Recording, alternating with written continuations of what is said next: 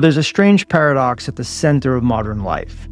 The more advanced we become, the more anxious we seem.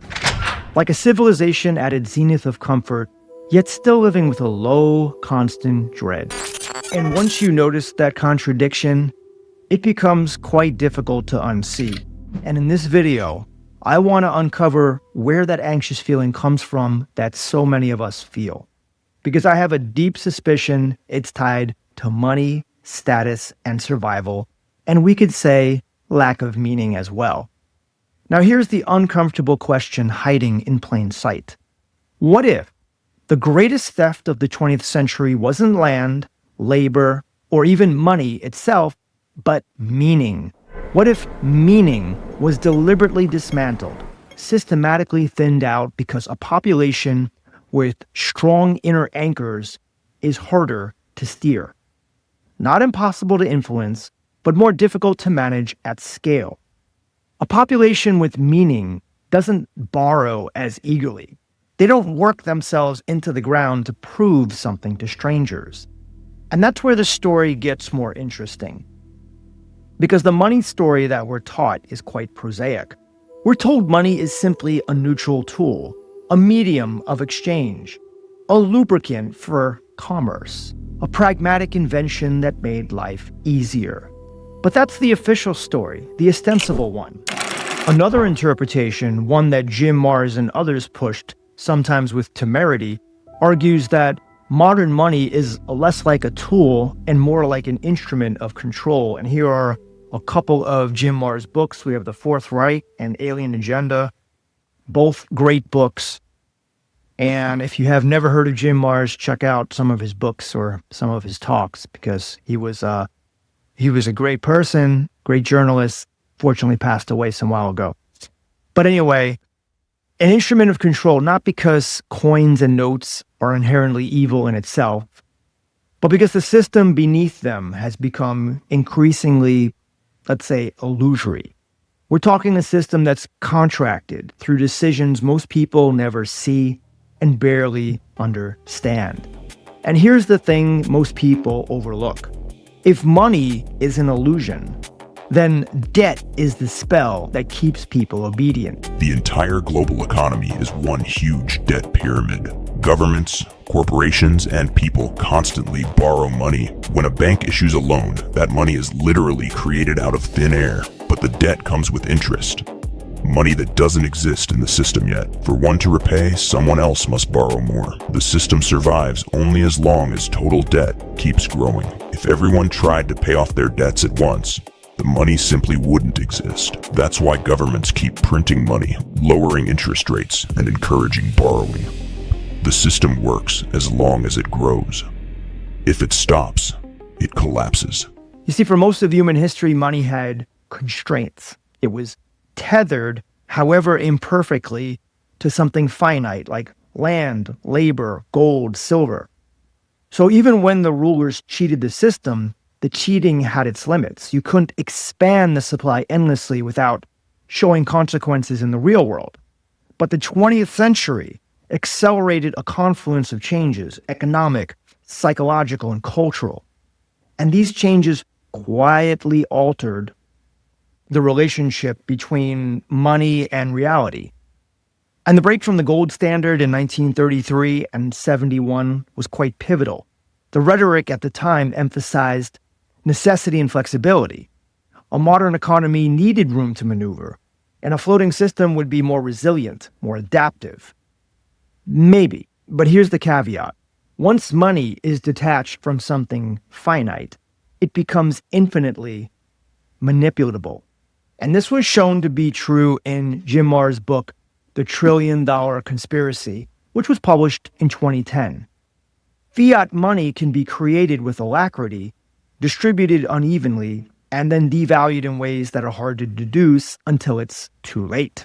Have you ever found it weird that there's an Egyptian pyramid on the US dollar bill? And on top of that, the Illuminati eye sits right at the top. If you zoom in on the bill, you'll notice a lot of strange things. Devil-like faces, flying saucers, and there's even a hidden phrase written in tiny letters below the pyramid, carrying a terrifying message. It says, Novus Ordo Seclorum, which means New World Order. I bet you don't even know what that really means. Yet countless politicians from all nations have already spoken about this New World Order. The truth is, for hundreds of years, a plan has been in motion, put in place by a family you all know, the family considered the most powerful in the world. They control everything around you from the shadows. Apparently, every year, they hold secret meetings with the leaders of each nation to track their progress on the plan, their ultimate goal, to fully dominate all nations, erase all religions, and create a single type of human, one that moves in the same direction, completely submissive to this elite. You need to wake up fast before it's too late. And when money becomes abstract, desire becomes abstract too. Today most Americans are living not for meaning, but simply to survive. And that's not just economics, that is psychology. And this is where meaning begins to erode. Because in earlier eras, people could plausibly reach enough. Not everyone did, but the concept existed. There was a finish line people could see. Once you had shelter, food, basic security, maybe a little surplus, life could turn towards the other things like relationships, faith, craft, learning, and leisure. Even suffering had a frame. Life felt more rooted. But a system built on perpetual expansion can't tolerate enough. It needs this restlessness. It needs motion. It needs people in a state of perpetual striving. So the culture changes. Advertising becomes ubiquitous, not just selling products, but promulgating an identity. You are incomplete, and your incompleteness is solvable, not through inner work, but through purchase, not through meaning, but through accumulation. Perhaps this is why you see such a fascination with youth culture, plastic surgery, the jet set image, and influencers of every kind. Likes is a letter, but we still feel alone. Gold on the outside, hollow in the chest. Everybody winning, but nobody feels blessed. Yeah. Big screens, big dreams, Facetune, eyes bright, pay rent to impress strangers for you look nice. Designer on the... This is not accidental. It's the new catechism. And if you want to focus human energy, well, you create anxiety. That's what most people don't consider. Anxiety is not merely a byproduct of modern life. It may be a feature. Debt is the most elegant mechanism for this. It binds attention. It colonizes the future. It turns tomorrow into collateral. You enjoy a moment now, and then you spend years paying it back, plus interest, while the meter keeps running. And the system doesn't simply profit from labor. It profits from the quiet fear that you can't stop. And I've seen stats suggest that something like 65% of all Americans live paycheck to paycheck, and very few have any significant savings. I think something is very wrong with that picture. I once knew someone competent, disciplined, astute. He paid off his house in full, he didn't have a mortgage, no car payment, no consumer debt, and the week he became free, he didn't celebrate. In fact, he looked oddly disoriented, and later he said almost in a whisper, "I don't know what to do with this column. I've lived with pressure so long, it feels like my normal." And that is a poignant confession, and it exposes something pernicious. When anxiety becomes normalized, peace begins to feel suspicious, like you're doing something wrong. It's like the old saying, you can take the New Yorker out of New York, but you can't remove the New York attitude. You know what I mean? It's my belief that inequality intensifies the effect. So for all those climbing the ladder, poverty becomes a warning sign for everyone above it. The message is, work harder, comply, and don't you dare slip up. And this pressure doesn't require conspirators in a room somewhere. It's systematic, and it reproduces itself. And then we have the third lever. You know what that is? Wealth destruction. Yep. In older societies, if peasants accumulated too much grain, the landlord burned the granary. Not out of caprice, not out of spite, but strategy. Hungry people are easier to govern. And in modern life, the granaries are savings accounts, pensions, and stable wages. The hidden curse of money. They made you believe money is power. But what if I told you money was never created for you? It was created to own you. The ancients traded energy, food, skills, wisdom. Community was wealth. Then came empires. They introduced currency to break your bond with the land. Coins stamped with kings' faces, paper notes backed by nothing. And finally, a digital system where every number in your account is owned by the banks. Every dollar, rand, or euro is debt. You're not holding wealth, you're holding a chain. The elites worship a false god called Mammon, a spirit of greed that feeds off your labor. That's why money is covered in symbols. All-seeing eyes, pyramids, Latin codes. It's not just currency, it's sorcery. They make you work 40 years for paper, pay taxes to rulers you never elected, and then retire you in debt. Why? Because they know as long as you chase their money, you'll never chase your soul. The richest man alive is still a slave if he worships money. True wealth is freedom, your mind, your spirit, your connection to source. Tear off their invisible chains, build real wealth in wisdom, health, and unity. They can't tax a free soul. And the burning can happen anytime through recessions, inflation, devaluations, and yes, those good old market crashes. We are taught to treat boom-bust cycles as natural, a kind of economic weather, while it was just a season for the crash. But the conundrum is this: even if cycles are partly natural, they are also exploitable.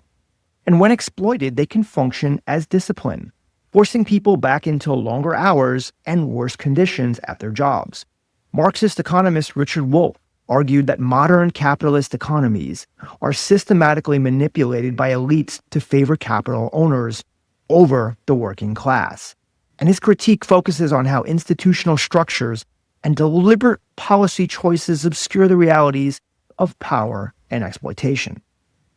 That's why, paradoxically, a society can become wealthier on paper while the population feels poorer. Oscar Wilde once wrote, and you know I love Oscar Wilde, "Nowadays people know the price of everything and the value of nothing."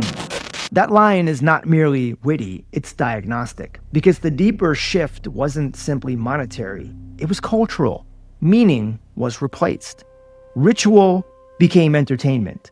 Community became audience. Identity became brand. And slowly, the naturalness of life, its quiet satisfactions, was made to seem extraneous. If you're always chasing, you're not reflecting. If you're not reflecting, you're not resisting. And if you're not resisting, you're governable. Now here's where it gets more Jim Mars, and where some listeners will want to dismiss the entire argument as pejorative paranoia. Mars suggested that the fake money system, money created as debt expanded through credit, was not simply sloppy governance, but a method of control. I agree with him. It was an architecture that ensures someone must always owe, and therefore someone must always work. Because if the money supply is born from debt, then debt can never be truly eliminated in aggregate. The treadmill, in fact, is the design. Now, you don't need to accept every claim in that worldview to see the pattern it points to. The pattern is not that money is evil. It's that money has become a belief system, and belief systems shape behavior more reliably than laws do. And this is why the elite, however one defines them, if you want to call them the Illuminati, if you want to call them the oligarchy, or the New World Order, whatever you want to call them, they certainly function differently within the system. The average person, like you and me, experiences money as anxiety. The powerful experience it as leverage. They are less exposed to the cycles that break ordinary people. They can easily relocate, hedge, buy hard assets, move capital across borders. They don't experience the same rules because their sovereignty is different. And this brings us to the present moment, because the present is offering an anomaly that's difficult to ignore. Precious metals have been surging. I can't believe the heights that gold and silver have reached. So you can interpret that in dozens of ways. But one interpretation is simple. Confidence in the system is waning. People are looking for something that feels real. Something less abstract than digits in a count. Could that be Bitcoin, hard assets, or maybe gold and silver? And that leads me to my next question. If people are fleeing abstraction, what happens when money becomes fully abstract? Because that appears to be where the arc is heading. Digital currencies, central bank digital currencies. This is the broader idea of programmable money, money that can be tracked, restricted, and conditioned. I don't think the governments like Bitcoin. They want to create their own digital currencies. And proponents emphasize that these centralized digital currencies will be efficient and modern. But the critics emphasize surveillance, privacy risk, and the possibility of behavioral control, especially if access to spending can be throttled or rules can be imposed on how and where the money is used. And we certainly don't want or need a full-fledged Chinese-style Big Brother surveillance system here, though we are on our way. And now for the scariest part of this. The phrase global monetary reset has been floating around for years. I've seen a lot of videos on it recently, sometimes as a serious discussion policy or sometimes as an esoteric internet prophecy. The details vary, the rhetoric varies, the certainty varies. But this is the idea that perhaps 90% of the value of our fiat money will be wiped out overnight and a new digital currency will take its place. Now, this might be a new concept for some of you. I plan to make another video on this at a later date, but even if one strips away the most theatrical claims of this, the underlying anxiety is real. People sense that the system is precarious and that the next iteration of money may come with new forms of control, unfortunately. And here is the argument's central point, and one that makes the entire narrative more than a rant about banks. If money becomes more controllable, then meaning becomes more important than ever, because a population that has lost meaning will accept almost anything for access. So if survival is the only goal, if life has been reduced to the management of bills, then the leverage for the elite is infinite. And that, I think, is why meaning had to be dismantled first. This is another reason why one of my favorite movie scenes was from The Last Samurai. In that movie, Captain Nathan Algren is an American. He gets captured by the Japanese, and he spends a considerable amount of time in a small Japanese village that are inhabited mostly by samurai. And what's important is that he notes how much effort and focus each citizen puts into the task they're doing at the moment, whether it be archery, calligraphy, kendo, metalworking, whatever. Each person in the village is 100% focused on their task, but each one also contributes to the greater whole of the village by doing that task. Can the same be said for our society today? I think you know the answer. But getting back to money, it wasn't enough to change money. You had to change what people believe life is for. And this is where the monk life stops being a quaint aesthetic and becomes a philosophical countermeasure. It's not very far off from the samurai. You see, the monk is not anti-money. He's anti-delusion. He refuses to conflate wealth with worth. He refuses to let desire be engineered for him. He cultivates inner sufficiency. Because inner sufficiency is a kind of independence the system can't easily monetize. Buddha's precept on this is blunt. The root of suffering is attachment, and perhaps even more pointed for modern life, contentment is truly the greatest wealth. I'll admit those lines can sound like gentle self-help. They're not. They are quietly revolutionary. A content person is very difficult to control. Albert Einstein, in his own stoic way, offered a similar warning. A calm and modest life brings more happiness than the pursuit of success combined with constant restlessness. And the restlessness is what makes people predictable. You would think it would be the other way around. It makes them buy. It makes them borrow. It makes them comply. For me, personally, money means freedom. Not status, not trips, not spectacle, but freedom from desperation. Freedom to choose. Freedom to say no. Freedom to live without the constant internal bargaining that debt creates. Freedom to leave a job that sucks. And the irony is almost comedic. The best things in life, walking, biking, reading, learning, time with friends, are close to free. Meaning, you see, is not as expensive as we've been trained to believe. So why are people so miserable today? Because they were taught to seek money in place of meaning. They were taught that more would finally fix the vague ache they can't name. And that is the insidious trick. Money can solve many problems, of course, but it cannot answer the central human question of purpose. It can buy comfort, it can mitigate risk, it can create options, but it cannot replace a life that feels coherent. That coherence, the feeling that your days are aligned with what you value. This is what was quietly taken from Americans and people in the West, even people in the East. And once you see that, you can't unsee it. So the conclusion shouldn't be to panic. It should be on the onus. The onus to stop worshiping the tool, to stop letting a system designed for endless motion define your inner life, to regain discernment, to remain circumspect but adamant about what matters, meaning, attention, autonomy, and realize the future may bring a new money system, digital, centralized, maybe conditional. And if that happens, the only people who will truly navigate it without surrendering their souls are the ones who already know the difference between money and meaning. That difference is the quiet line the 20th century tried to erase. And it may be the most important line to redraw. My name is Chad. This is Open Your Reality. I appreciate you watching all the way until the end. Please like and subscribe for more content like this.